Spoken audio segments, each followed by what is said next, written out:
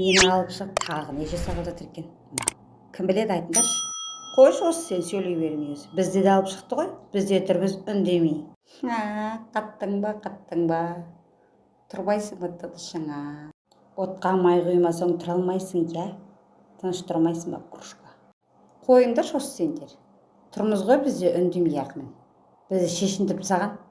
Сап-сары болып тұрмыз мына жерде. Үндемей ақ. Ой, барамай, сөйлемесе тыныш тұрмайсыңдар, дедім де.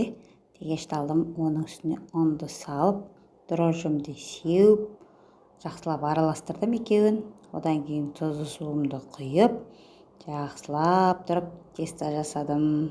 Тестамды қанша иледім де, оның астына тегістің астына май жағып, оның үстіне тестамды салып, бетіне салафанын жауып, крышкасын жауып, 15-20 минутқа қойып қойдым.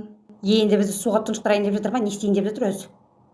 Осы да бір басына идея келбесе жүре алмайды екен. Иә, картошка сені суға тұншықтырамын дедім де, картошканы суға салып, газымның астын жағып қойдым. Дайын болған тестамды алдым да оны домалақтап кесіп, жақсылап тұрып. Тестамды алып, жақсылап тұрып, домалақтап кесіп, бәрін дайындап. Дейтін шығарсыздар, осы пирожки жасаудан, бауырсақ жасаудан жалықпайды екен дейтін шығарсыздар.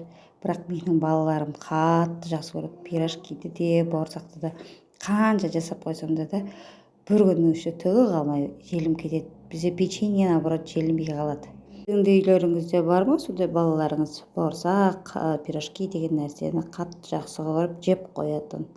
Мен мысалы үшін мен өзім майлы нәрсені қатты ұната бермеймін, бірақ менің жолдасым да, менің балаларым да сондай бауырсақ деген нәрсені жақсы көреді.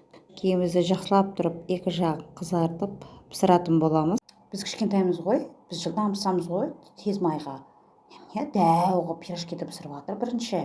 Ішің күйіп бара ма, бауырсақ? Бізді бірінші пісірғанға. Балалары бізді бірінші жейді. Мына екеуі бір-біріне төседі. Бауырсақ саспа, түсесің майға, түсесің, саспа.